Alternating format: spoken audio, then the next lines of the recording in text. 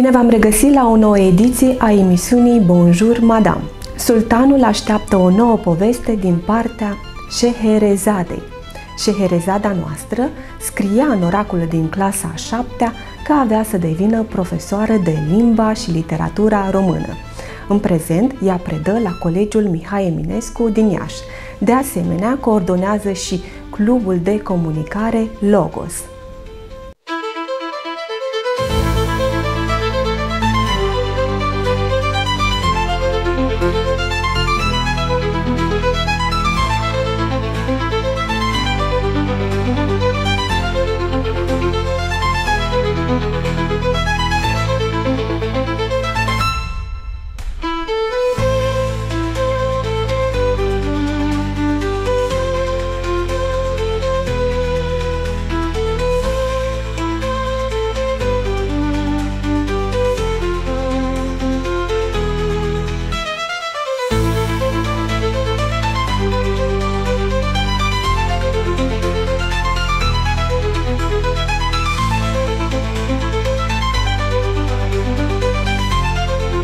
Doamna Zara Serinela, vă mulțumesc că ați acceptat acest dialog. Mulțumesc pentru invitație, mai ales în decorul acesta foarte floral, a la Bonjour Madame. Ne întoarcem în timp, în copilăria de la Pașcani. Ce opere v-ați fi dorit să regăsiți pe lista de lectură? Opere istorice, dacă mă luați așa de repede, am intrat direct în subiectul acesta al literaturii. Cred că operele care au ca subiect istoria sunt mai puțin prezente. Așa, rapid mi-aduc aminte că studiam Dan Capitan de Plai, cred că eram prin clasa 7, mergeam și la Olimpiadă, țin minte că făceam o interpretare împreună cu doamna mea profesoară atunci. Deci subiectul acesta a cam dispărut, cred că este și puțin intenționat deoparte, cred că pare vetust, anacronic. Doi, au dispărut foarte mult poeziile din programa celor mici, de exemplu. Iar la liceu nu știu ce să spun că ar trebui să fie din ce citeam eu când eram mică, pentru că este cam aceeași programă pe care a avut-o și mama mea, am și eu, iată au și... Da, din păcate. Mergea o lectură și după o partidă de fotbal? Știți și asta, da, le-am intercalat bine până la o vârstă care să însemne, cred, venitul chiar în Iași, prin clasa a 11-a. Da, am jucat mult fotbal, am alergat, am făcut atletism. Ați obținut și medalii la atletism, dacă nu mă înșel, distinții importante. Da, eram, cred, micuță, prin clasa a 2-a, a 3-a și doream foarte mult să fac sport la momentul respectiv. Eram susținută de tatăl meu, în sensul în care ne uitam împreună la concursuri de tip sportiv, de toate felurile. Evident, ne uitam împreună și la meciurile de fotbal și spiritul acesta al competiției sportive m-a animat întotdeauna și cred că mă animă și acum, dar și în același timp și practicarea unui sport, deși nu se mai vede acum, dar a fost un moment în care am decis că mi-este mult prea teamă să fac sport, probabil să nu ajung să fac performanța la care visam și mi s-a părut mai sigură cealaltă cale a școlii, pentru că și aceasta îmi plăcea de bună seamă, dar nu matematica. Dar aveați condiție fizică, aveați plăcere și totuși v-ați decis să urmați o carieră intelectuală.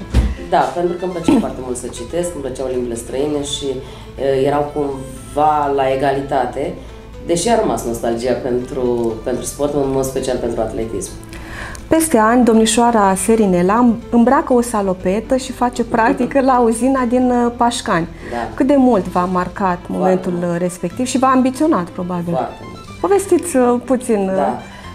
Uneori părinții care au copii în clasa 8-a, uneori, adică a fost o singură dată, dar m-am rămas așa puțin pe gânduri, mi-au spus să nu le mai povestesc copiilor de eșecul prin care am trecut eu în clasa 8-a. Pe moment m-am gândit, poate n-am privit din perspectiva aceasta. Pe de altă parte, eu am încredere în intuiția mea și în relația copiii, pentru că știu ce fac când povestesc despre ce mi s-a întâmplat. Da, m-a marcat foarte tare pentru că eram destul de cunoscută în școală, eram olimpică la biologie, chiar trebuia să mă calific la națională, dar fiind din Pașcani, am mai spus, n-am intrat în lotul pentru națională, mi s-a dat un onorific premiu 1 sau 2, nu mai știu. Eram la Olimpiada de Istorie, în clasa 8-a, toate acestea, Olimpiada de Română. Nu eram concentrată neapărat pe examenul în sine, pentru că nici nu știam matematică, nu era moda cu pregătirile, n-am avut curajul să mărturisesc că am o problemă mare cu matematica, deci nu înțelegeam, pentru că nici nu aveam de la cine să înțeleg și atunci eșecul din examen a venit cumva natural, era de așteptat, cred că îl bănuiam, nu știu dacă părinții mei îl bănuiau, pentru că ei nu erau cu mine la școală să vadă că eram aproape tabula rasă la matematică, drept pentru care am picat, cum se spune, acel examen și l-am picat la cele 2 licee care erau intens căutate de către copii pe timpul comunismului, respectiv sanitar-pedagogic. Eu am picat la pedagogic și era o concurență mare, mă rog. S-a făcut o clasă la Pașcani, la un liceu industrial și acolo ne-am refugiat cu toții, cu toatele, că eram foarte multe fete, vreo 40 de fete picate, s-a făcut o clasă specială pentru noi, picate la Iași, la cele 2 licee. Drept pentru care 2 ani de zile am stat în Pașcani, am avut toate condițiile, am avut profesori care ne-au susținut la Pașcani, domnul Constantin Dram, că nu l-am pomenit, pe cât de des poate ar merita, mi-a oferit o mare încurajare în perioada respectivă, a fost alături de mine, dar era spectrul acesta al unui bacalaureat pe matematică, fizică, eram în uzină, că eram o clasă de mecanică, n-am spus niciodată în satul bunicilor mei, că tot ați spus că se prinde, n-a fost dumneavoastră. Da. Deci ce se face într-o uzină din Pașcani, uzina din Pașcani, celebra uzină din Pașcani, unde copiii care eram acolo la liceul industrial mergeam în practică și destul de mult. Adică o tură, dacă mi-amintesc, în toamnă. Nici într-un caz la mecanică nu eram talentat. Probabil, dar asta nu ne scutea pe nici, nu eram singura din clasă talentată intelectual, că toate fetele de acolo erau bune și la matematică și la română, dar asta a fost situația, să ajungem la acea secție și la respectiva secție, să făceam un TLM, aveam niște obiecte acestea cu care nu aveam nicio treabă, dar mă pregăteam, învățam eu în legea mea, oricum uitam în secunda 2 ce învățam, pentru că nu era mintea mea construită pentru genul acela de informație. Și nici mâinile mele, eu fiind destul de atennică, soțul meu poate să probeze lucrul acesta și să caut eu în uzină. Țin minte că trebuia să fac o cheie și practic a fost un soi de copiere, cum ar copia copiii la lucrări astăzi. M-am dus la nu știu cine, mi-a făcut cheie, am zis că am făcut-o eu. Da, meghine, balamale, de toate, mama, aveam nești stramii drept, dar totuși, dincolo de ca asta, ca în comedie, dincolo de ce se vede, există o altă realitate. Realitatea este că nu voiam să fiu acolo, că mă termina din punct de vedere așa al viitorului meu, pe care îl proiectasem și eu totuși, aveam deja 15 ani și îmi doream să fiu profesoară de română, apropo de oracolul acela, și nu-mi vedeam nici scopul, nici rostul la acel liceu și nu știam cum să ies de acolo. Prin treapta a doua, pe care o consider potrivită. În alte țări acest parcurs se face mai târziu și se face printr-o treaptă. În clasa 8 încă nu știu ce vor și ca atare să-i determin cumva să meargă un liceu întreg 4 ani de zile pe o alegere pe care au făcut-o nu știu cât ei, cât mai ales părinții copiilor în clasa a 7-a, 8-a, este foarte timpuriu. Dar asta e situația. Noi am avut această posibilitate și am venit la Liceul Eminescu din Iași, unde acum sunt și profesoară. Și ați devenit profesorul pe care nu l-ați avut niciodată? Am declarat lucrul ăsta, da, până la domnul Dram, respectiv până la doamna dirigintă Postan, Miruna Postan, până la domnul profesor Postan, care erau, domnul profesor Postan oricum tutela în Pașcani, era profesor la Școala Generală 4, unde fusesem și eu nu l-am avut ca profesor. Eu ca ei mi-am dorit să devin și da, din perspectiva profesorilor de română am recunoscut lucrul ăsta, nu știu de ce să îl ascund. N-am cui să mulțumesc în mod special că m-a format în școala aceasta mică. La liceu, da. La facultate, da.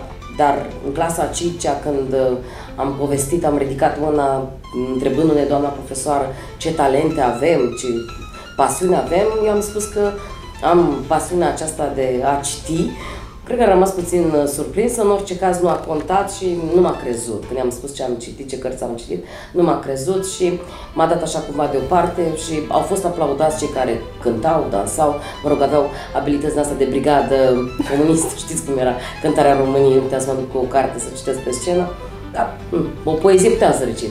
Câți ani se împlinesc de când predați la Colegiul Mihai Eminescu? Nu știu niciodată. Peste 30? Nu, nici chiar așa. Am vreo 27 de ani, cred, de învățământ. Da. După vreo 2 ani de zile de învățământ am venit la Eminescu. Deci 2 decenii. 25 de ani de Eminescu. Se spune că orele dumneavoastră sunt foarte interactive. Cum decurge o oră de limba? Pentru că sunt așa cum discutăm noi acum. Da.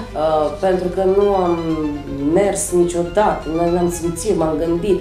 A fost în capul meu ideea aceasta de a preda literatură. De-al minteri e un lucru care se tot discută atunci când faci metodică, predare și în facultate. Nu poți să predai literatura și după mine nici gramatica nu se predă. Adică trebuie să existe dialogul între profesor și copil. Există un text în fața ta, nu contează că e poezie, că dimpotrivă, poezia suscită la și mai multă dificultate. Cu textul în față discuți cu clasa, cu copii, îi inviți să emită idei. Acolo, din perspectiva aceea, temă literară, motiv literar, scrieți, da? Poetul a vrut să, a reușit să, altă frază care îmi place mie foarte mult, da. Și atunci totul devine un tipic, da? Survine plictiseala, obligația cumva de a reproduce din partea copilului și aici s-a terminat cu Bonjour Madame. De care personaj din literatură credeți că vă apropiați cel mai mult ca personalitate? Din literatura universală? Nu știu, în orice caz, copilăria mea a fost alimentată foarte puternic de povești, tot ați început cu Șeherezada. Eram extrem de pasionată Șeherezada, îmi place să spun povești, dar în același timp îmi place și Caragiale, îmi place foarte mult comedia, pe de altă parte îmi place și poezia. Nu știu dacă să mă asemen cu un personaj, nu m-am gândit niciodată și pur și simplu am lăsat personajele și cărțile să intre în mine și ulterior să vină, cred eu, ca un cumul de idei și de emoții pe care pot să le transmit mai departe. Nu mi-ar plăcea să mă asociez în mod neapărat cu un personaj, dar repet, după povești a venit seria romanelor istorice pe care le-am, și a povestirilor istorice și a scriitorilor români de tipul Gagăru, Biceanu și toți ceilalți pe care i-am citit, Voiculescu, pe care citeam cu plăcere. Toți aceștia până în clasa 6-7. Apoi am trecut la clasici.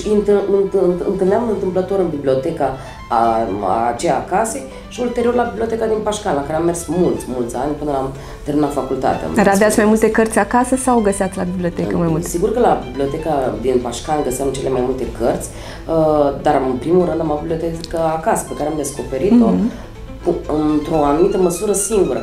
Dar eu de ziua mea primeam cărți.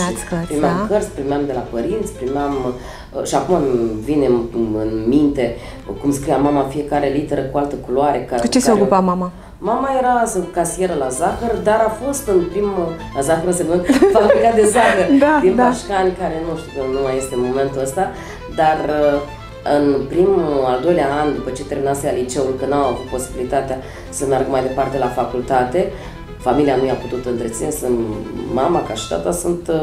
Tatăl maestru la CFR sau instructor? Că se supără dacă au venit maestru.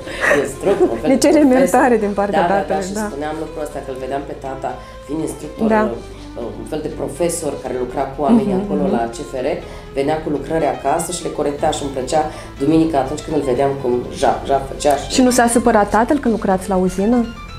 Ba, dar cum să nu se supere? Erau dezamăgiți, da? Pe tata, pe femeile știu să se abțină mai ușor și mai mult. Mama a ascuns din deziluzia aceea din clasa 8-a, tata culmea mai puțin. Foarte ambițios probabil și el și probabil conștient că am o valoare care nu s-a confirmat în momentul acela și a fost o deziluzie și să știți că, revenind la întrebarea de la bun început, cred că mult din ce am făcut n-am făcut pentru mine în primii mulți ani, am făcut pentru ei, pentru sentimentul acela de rușine pe care l-au trăit atunci, pe care eu îl vedeam, poate nu le era atât de rușine de eu așa m-am simțit. Și m-ați întrebat dacă mi-a fost greu. Da, eu râdeam la școală, eram foarte sociabilă și comunicativă, cum poate mă vedeți și acum. Dar de fapt și de drept 2 ani de zile n-am ieșit din casa 9 și a 10-a. Ca să ajung la școală mergeam așa pe căi ocolite, da. Pentru că mi-era rușine să mă întâlnesc cu foști colegi care erau în pașcani, cu foști profesori.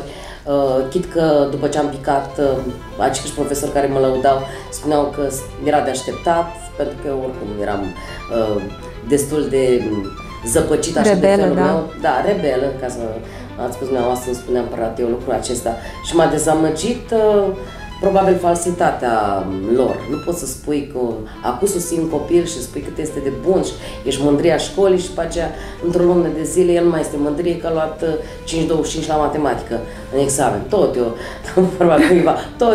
tot eu eram aceea.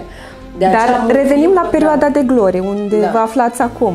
Predați la un liceu de prestigiu și vine o întrebare. Nu vă este greu să predați pentru a nu știu câta oară Moromeții, Mara?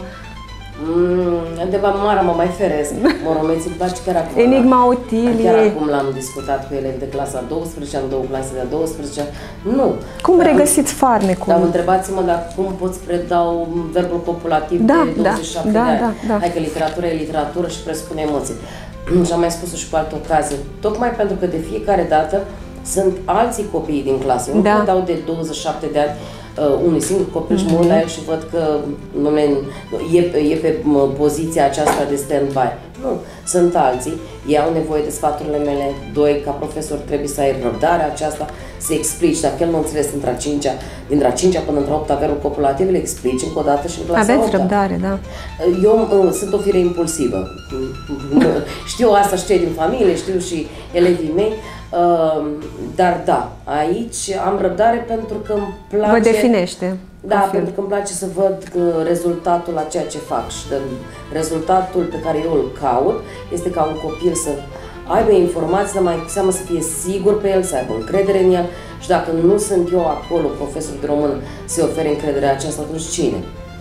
Sigur, cel de acasă, mama, tata, ei sunt disperați, stau și să uită ce să fac copilul.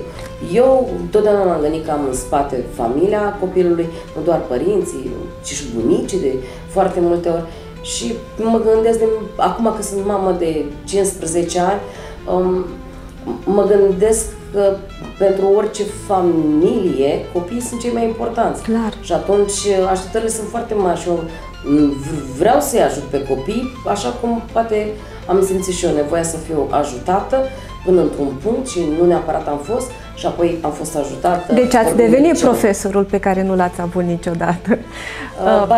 Repet, am avut profesorii aceștia, dar mai cu seamă la liceul din Iași, la Mihai Eminescu, acolo unde și predau.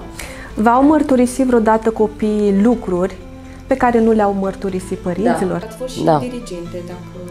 Dar nu trebuie să fii neapărat dirigente, da, mi-au spus, da, de-a lungul multe chiar, pentru că, da, și firesc.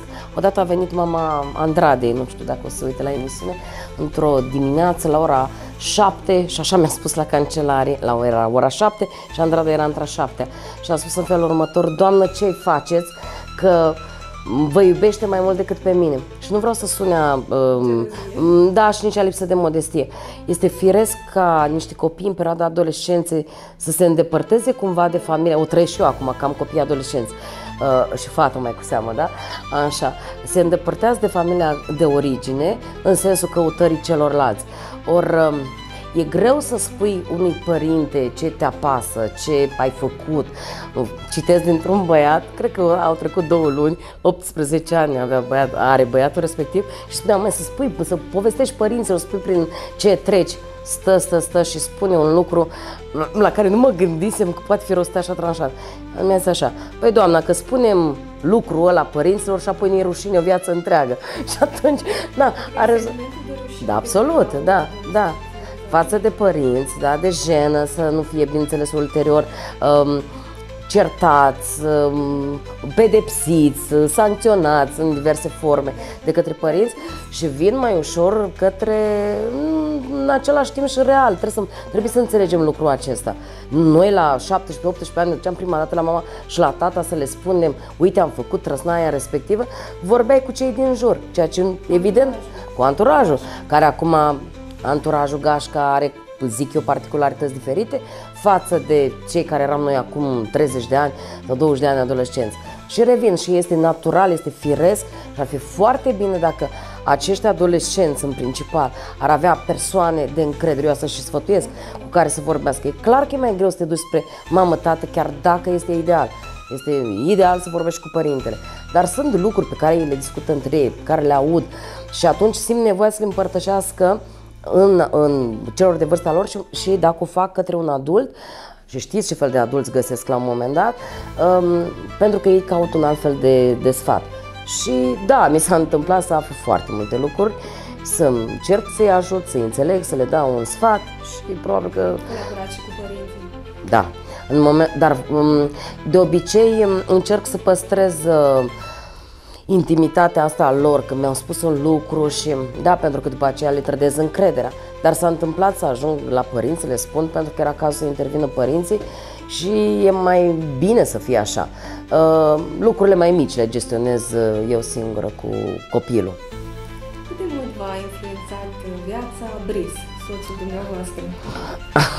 Vai de capul meu, nu mi-a spus nimeni întrebarea aceasta. Mult, pentru că noi ne cunoaștem de când aveam 20 de ani, eram studenți. Chiar... Poftim? Au fost niște tatonări. Multe tatonări au fost, da, și desincronizări așa cumva de-a lungul timpului. Am fost tot timpul în același cer de prieteni, adică Bris a pornit celebra grevă studențească de prin anul 96, noi ne știam undeva de prin anul 92-93 și în momentul acela am cunoscut pe prietenii noștri Gașca de la drept, cu care am stat mulți ani de zile și vacanțe, cât eram studenți și ulterior concedii, când am devenit, mă rog, da, fiecare la casa lui așa responsabil, eu la casa mea mai târziu, după 35 de ani, ca și Bris de altminteri, și atunci, stând cumva în același mediu grup, noi am fost în primul și în primul rând foarte buni prieteni. Ne plăceau glumele, ne plăcea să ne tachinăm, să-i tachinăm pe ceilalți. În schimb, un fel, nu știu dacă m-a schimbat Bris, în orice caz mă completează, pentru că eu sunt o impulsivă, el este echilibrat, amândoi suntem spontani, amândoi vorbim foarte multe despre lucrurile din jur, despre copii, mai certăm. O stabilitate. Da, și pentru mine și pentru el. Dar cred că partea bună a relației noastre este că eu sunt într-un fel și el este la antipod. Și în felul acesta eu îl trag spre mine dacă este nevoie să fie, da, mai în zona aceasta mai activă, nu știu, ca o substanță așa efervescentă. El pe partea cealaltă îmi spune stai, hai să mergem, hai să ne plimbăm, hai mai uite și tu la un cer, lasă munca. Da, da. Da, și tot el este cel care a avut foarte mare grijă de ceea ce înseamnă copilăria copilului universal, vorba lui Creanga, a copiilor noștri. El i-a provocat cu foarte multe lucruri, el ne-a dus la munte, el ne-a propus toate acele experiențe cu rulota pe care le-am avut de-a lungul anilor, adică el a avut grijă de componenta asta ludică a familiei noastre. Copiii au mai crescut și ați înființat clubul de comunicare culturală Logos. Cu ce evenimente îi surprindeți pe elevi, publicul? Ce desfășurați acolo? N-am făcut clubul Logos când aveam copii. După ce au mai crescut? Nu, chiar Salma avea un an de zile atunci, poate până într-un an. Eram în concediu de maternitate pentru Cazimir și pentru Salma, că au fost 3 ani, unul după altul. Și probabil că și lucrul ăsta înseamnă mult, pentru că nu sunt un om care să stea. Totodată știam că eram deja cu un profesor cu rezultate relativ bune la școală și îmi doream și altceva și probabil cu maternitatea, o completare. Da, și maternitatea cred că a venit așa cu declicul acesta că trebuie să mai caut ceva, să fac ceva. Și a dezvoltat latura creativă mai mult. Da, și nu numai creativ, în sensul în care voiam să încep un lucru nou. Aveam nevoie probabil de restartul acesta. Și l-am găsit gândindu-mă că nu profesori, prima mea dorință a fost să fac ceva pentru profesori. Chiar am vorbit cu foarte multă lume atunci Toți au spus da și apoi m-am gândit că e mult mai greu să schimb, să mișc oameni care au treabă, au familie, oameni maturi, au o mentalitate, sigur că da, deja formată și am zis copiii trebuie să fie. M-am întors din ceea ce gândisem, plănuisem cu profesorii și m-am întors către copii și așa a început totul, cu o primă întâlnire pe care am făcut-o cu Florin Lăzărescu. Da. De fapt, mai întâi în cadrul Filit am făcut eu în clasă la mine o întâlnire cu doi jurnaliști, Marius Chivu și Luiza Vasiliu, apoi a venit Florin Lăzărescu, apropo aveam întâlnire cu el miercuri, dar din postura de om de film, de scenarist, și de aici, și de la reacția copiilor atât de emoționată și de la întrebarea când mai facem, am citat-o adesea din astea, nu știam exact ce se numeau, lucrurile pe care le făceam. Și atunci am avut revelația, stai puțin că în direcția aceasta trebuie să merg. Și de fapt a fost din două părți. Copiii învățau din aceste întâlniri și învață, eu învăț. Adică sunt asemenea unor întâlniri în care dumneavoastră aduceți în fața elevilor personalități din lumea culturală. Ce așteaptă copiii de la aceste întâlniri? Să fie sincer. Ei au dreptul să intervină? Da, absolut, oricare, oricând. Că știu că mai există contexte în care copiii sunt deja numiți. Nu există lucrul acesta, dar vin oameni din Iași. Întâlnirile sunt spontane. Absolut. Acum, în ultima vreme, există moderatori copii. După 10 ani am avut încredere să le dau și sunt diversi, da? Chiar pe Remus Boldea o să-l avem numai, am doi băieți, miercuri aceasta sunt alte două fete decât fetele care au fost acum vreo 2 săptămâni în urmă la întâlnirea pe care am avut-o, deci e tot schimb. N-am avut curajul ăsta timp de 10 ani, aproape 10 ani. Acum 2 ani am început să pun elevii în poziția aceasta și pentru că a ieșit splendid prima întâlnire, am și știut pe cine să pun atunci. De altfel, cred că a fost cea mai grea întâlnire de Logos dintre cele pe care le-am făcut și eu. Și atunci, da, ei sunt în poziție de moderator, își gândesc de acasă întrebările, le văd, de multe ori le spun, nici n-are sens să le mai văd, pentru că sunt foarte bune, iar din sală, dar este obligatoriu. Am spus, dacă voi vă pregătiți, că știu de la mine, 20 de întrebări, 30 de întrebări, chiar dacă voi rămâneți cu 3 întrebări puse și cu frustrarea de rigoare, lăsați publicul. El vine acolo nu ca să asiste la un spectacol, să bată din palme. Aceasta este întâlnire, este dezbatere. Ei trebuie să intre. Chiar dacă se repetă, chiar dacă întrebările nu sunt dintre cele care să presupună lectura filozofilor sau mai știu eu cui, ei să pună întrebări. Sunt întrebări țintite pe subiect. Și ce tematică alegeți? Faptul că sunt profesor de română înseamnă să vină mulți scriitori către mine și mă bucură lucrul acesta, pentru că până la urmă îmi completează activitatea, deși nu-mi place cuvântul, de la clasă. Editurile vin către noi, către Clubul Logos, dar nu numai, și în mod special subliniez lucrul acesta, de-a lungul timpului am tot vrut să vină din alte categorii. Nu-i timpul suficient la dispoziție, nici pentru noi, nici pentru mine, nici pentru copii, cât aș vrea eu să aduc invitați. Dacă aș fi ca dumneavoastră doar jurnalist, aș face în fiecare zi numai asta, numai că sunt profesor, am lucruri pe care le-am făcut ca profesor de la lucruri, cum se cheamă, condiții de la care nu abdic, adică acolo lucrurile trebuie să fie făcute foarte bine, restul vine în plus. Și ca atare, asta spuneam, că am avut psiholog, l-am avut pe Alexandru Găină, Marcel Alexandru Găină, care este psihiatru, am avut istoric, Radu Cucuteanu, oricum el este și în spațiul acesta al culturii, că este redactor la suplimentul de cultură. Și tot așa, adică am avut psiholog acum vreo câțiva ani de zile, am avut, filozofi care sunt tot din zona culturală. Mi-amintesc că am fost la un moment dat la o emisiune televizată și m-am întâlnit cu Irina Schroter și am spus că vreau să vin Irina Schroter. Mi-mi doresc oameni de succes normal că trebuie să aibă succes din zona aceasta antreprenoriatului. Eu încerc să vă extindeți nu neapărat să să aduceți viziuni moderne în fața copiilor. Copiii pe care eu i-am sunt și de la Mateinfo, și de la științe, sunt și de la filologie. Copiii aceștia vor merge către diverse domenii în viitor. Este foarte bine să stai de vorbă cu oameni care au cunoscut succesul și am zis atâtea ori până la succes. Este vorba despre foarte multe eșecuri, astfel încât ei să fie pregătiți. Sigur că dincolo de toate, educația gândirii critice, creative și a culturii o caută. Dar ei au dezvoltat această gândire, gândirea critică?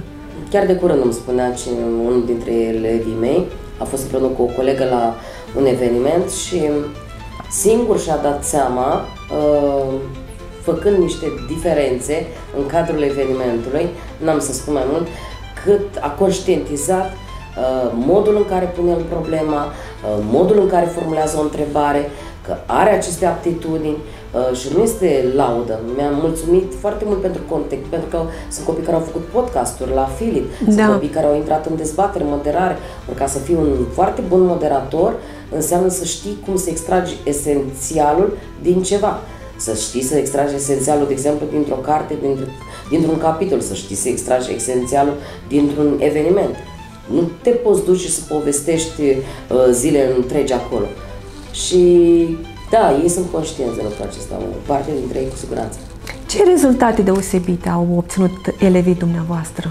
Dincolo de olimpiadele, care sunt așa un subiect pe care trebuie să-l abordăm, dar am spus de atâtea ori, e și foarte multă competiție și mult orgoliu la mijloc, așa încât, da, au fost copii la olimpiade, s-au descurcat foarte bine și la județeană și la națională. Mai drag, parcă mi concursul acela se numește Tinere Conde, unde la secțiunea eseu copiii pe care am avut eu au luat multe premii întâi la județean, au mers mai departe la național și nu mă interesează premiile în principal, ci faptul că ei au stat acasă, trebuie să elaboreze 3 eseuri. Au stat acasă, nu știu, timp de luni de zile au meditat asupra unor subiecte. Dacă o poezie o mai pot să, nu știu, expune într-o formă care să fie metaforică sau criptică sau postmodernistă, dacă o proză poți să o scrii după anumite tipare, cred că eseul este cel mai sincer dintre toate, pentru că acolo n-ai cum să păcălești. Acolo vine din tine ideea și cu felul în care curge gândirea și felul în care tu faci și psihologie și analiză și critică, sunt foarte multe, și filozofie, sunt foarte multe aspecte care intră acolo și îmi place că s-au descurcat la capitolul acesta. În rest, sunt la tot soiul de concursuri copiii aceștia, adică cântă mulți, fac teatru. De curând, una dintre fetele de la Logos, de-al minte și cea care coordonează Logosul din partea elevilor, a luat premiu foarte mare la Iași mai întâi, la teatru, apoi au mers trupa Dianei Roman de aici din Iași, au mers la București, au luat premiul cel mare, sunt la trupa de teatru Mușile Zapov, trupele de teatru ale Mirei de la noi din școală, Mira Kucienski, adică sunt destul de extinși. Denisa cântă, ia premii și asta îmi place, că sunt diversi. Dacă ar fi să fac un singur lucru, e bine, dacă îl fac foarte bine. Dar mie tocmai asta îmi place, diversitatea lor, deschiderea lor. Dar numiți 3 elevi formați de dumneavoastră care au îmbrățișat peste ani cariere frumoase, care s-au părut deosebite. Legați de Logos sau nu? Legat de limba și literatura în română. Dumneavoastră le-ați fost profesori și i-ați îndrumat, i-ați descoperit. Și cumva ei v-ar fi recunoscători? Dacă se mai poartă recunoștința elev-profesor? Da, ezit pentru că nu știu exact dacă mie neapărat îmi datorează și îmi spun lucrul acesta. Probabil că faptul că mă vizitează și după 30 de ani, 20 ceva de ani, ceva. Da, vorbesc despre Traian, am să-i dau și numele de familie, Traian din Anglia, da, Ștefan din Anglia. Sunt copii, bine să le spun, mă rog, sunt copii pe care eu i-am avut în școală și care, deși au trecut atât de mulți ani, unul are cred că 38 de ani, Ștefan are mai puțin, când vin din Anglia, vin de fiecare dată la mine. Traian a venit cu iubita lui din Scoția, chiar acum de Crăciun. Claudia, Timofte, și ce meserii practică e? Traian lucrează în City of London, da? Deci este în ceea ce înseamnă business, da, lucrează pe fonduri de investiții. Și țin minte că era în prima etapa lui la facultate în Anglia și mi-a spus lucrul următor, după un an, 2, că Este recunoscător, dacă tot m-ați întrebat, este recunoscător școlii pe care a făcut-o. Vorbea de mine și de profesorul de matematică în mod special, pentru că spunea că a obținut de la o școală de stat din România, mi s-a părut foarte important lucrul ăsta, de la o școală de stat din România a obținut și informațiile, dar și aptitudinile acelea cizelate pe care copiii din Anglia le obțin contra unor sume mari de bani în școlile private din Anglia. Asta e super. Am așa că eu de multe ori să întreb ce v-a plăcut, ca să vă conștientizez. Și nu este iarăși o falsă modestie. Spontaneitatea aceasta și faptul că îmi place foarte mult de ei mă face să nu mă gândesc azi, practic, metoda aia, nu le știu, cu ciorchinele și cu toate câte mai sunt. Ca atare, apreciez și la copii spontaneitatea și în același timp fixez scopul acesta ca mintea lor să funcționeze, să nu-i văd că spun lucruri pe de rost, fără să le gândească, să nu-i văd ca o frază care să nu reflecte în mod coerent gândirea lor. Mă joc cu ei, glumesc. Vă jucați? Mâncați pizza? Am mâncat și pizza. Când mi-am amintesc în primii ani, la prima mea clasă de regenție, chiar de curând am povestit asta, mă vedeau copiii așa în clasă cum sunt și vine o fetiță la mine la loc și îmi spune: doamna, mergeți duminică în parc să ne jucăm? În parc din Copo. Și ați acceptat provocarea, da? Da, m-am dus pentru că mi-am dat seama, nu neapărat să mă joc, mi-am dat seama că de fapt aveau nevoie de mine, că le-ar fi plăcut să intru în jocul ăsta al lor. Da, fac foarte multe excursii, dar asta sunteți sufletul dar asta nu trece peste... Adică mențineți și o barieră, da? Mi se pare foarte greu. Da, este greu pentru că chiar mi-a spus o fetiță într-o excursie, îi certam eu pentru niște lucruri pe care le-au făcut, în neregulă, mă rog, și adică mă refer la exprimare, da? Nu suport să vorbească urât, nici când nu sunt eu de față. Și îi certam pentru modul în care vorbeau. Dar un copil de la Eminescu vorbește urât? Da. Da? Absolut. Adică există și în limbajul lor... Ar fi culmea să spun că nu, de toți copiii vorbesc, adică toți copiii de la toate liceele. Că sunt câte unii care nu folosesc genul acela de limbaj, asta este altă poveste. Dar este fals, ipocrit să spunem altceva. În schimb, trebuie să fii acolo și să înțelegi că ăsta este limbajul lor și să le explici de ce să nu fie limbajul lor. Pe de altă parte, un copil care nu vorbește în felul acesta, e clar că dacă domină grupul ăsta la clasă, el se simte cumva dat deoparte. El e ăla tocilarul, cel știți care nu este cool la clasă și trebuie să fii foarte ferm, să-l ajuți pe cei care sunt în postura asta, să nu fie ei în defavoare, pe o scară, pe o treaptă inferioară față de ceilalți, pentru că tendința asta va fi. Și da, i-am certat atunci și le-am spus: dacă nu sunteți prietena noastră, poftim, una dintre fetițe. Zic, eu pot să pozez în prietena, nu o să fiu niciodată prietena voastră. Eu sunt diriginta, sunt profesoară și când ți-am spus faci într-un fel, așa faci, fără discuții. Examenul este o probă de maturitate, dar și o dovadă a capacității intelectuale. Ce părere aveți despre materie și despre programa de la examenul de capacitate și de la bacalaureat? Da, este o probă. Mi se pare cel de clasa 8-a foarte complicat. Greu de abordat din perspectiva celor 2 ore pe care le-au la dispoziție. Și ca să mă explic, că după aceea iar spun unii că vrem copii să stea degeaba. Nu vreau să stea degeaba, dar să le dea măcar 2 ore jumătate, pentru că ei trec printr-o materie, așa cum am trecut poate și noi. Dar eu n-am dat gramatica sub forma asta, fonetică, da? Acest capitol are foarte multe dedesubturi, da? Și nu este deloc ușor de înțeles, pare că e micuț, nu, e destul. Vocabular, păi numai când spunem la modul general că n-ai vocabular, paronime, antonime, sinonime, etc. E foarte greu să găsești un sinonim corect. Până la urmă am stat și la clasa 12-a. Mergem mai departe la morfologie, sunt și pe feluri de pronume, verbe, ei trebuie să le cunoască. Merg mai departe la tot acel, sintaxa, fraze, e foarte mult. La gramatică, pe partea cealaltă, sunt exercițiile de literatură, interpretare de text, redactare de compoziții. Prin tot acest tip de exerciții, ei trec în cele 2 ore pe texte la prima vedere.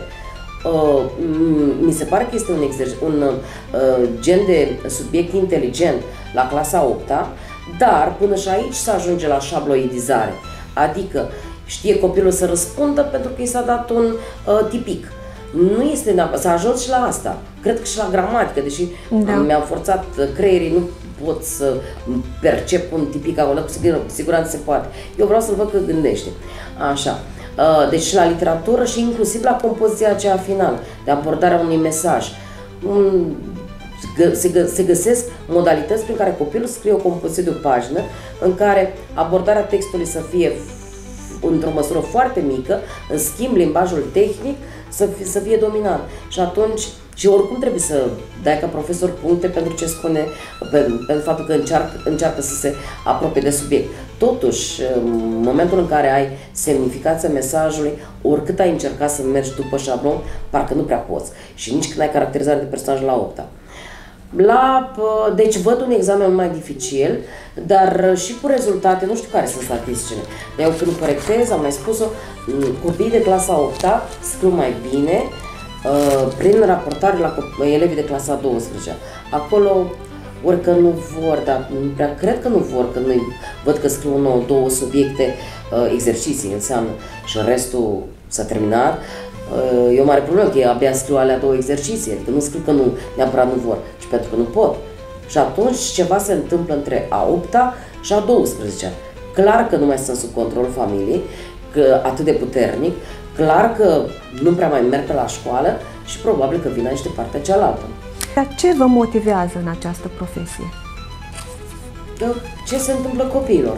Faptul că ei evoluează, că sunt mulțumiți, că au bucuria de a fi la o oră, de exemplu, de a veni la școală și pentru că îi văd, știți, de multe ori am avut dintre a 5-a până între a 12-a.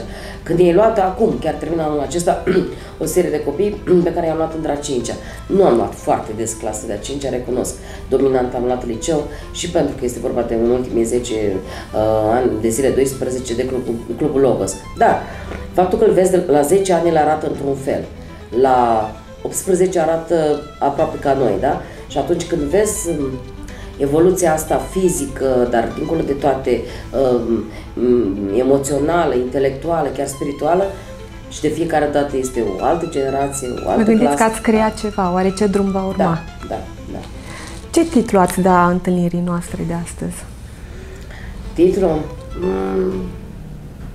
Întotdeauna am spus că, și nu știu dacă ați remarcat, am spus o singură dată elevii de clasa 12 într-un context foarte formal. Le spun copii. Psihologii spun că ies din adolescența fizică, dacă nu mă înșel, pe la 18-20 de ani, iar din cea psihologică la 28 de ani. Oricum ar fi, sunt copii. Și atunci noi am vorbit astăzi despre copii și cum la Clubul Logos subiectul este comunicarea de natură culturală, am vorbit despre copii și atât tot. Transmiteți un mesaj către elevii dumneavoastră. Un mesaj către elevi.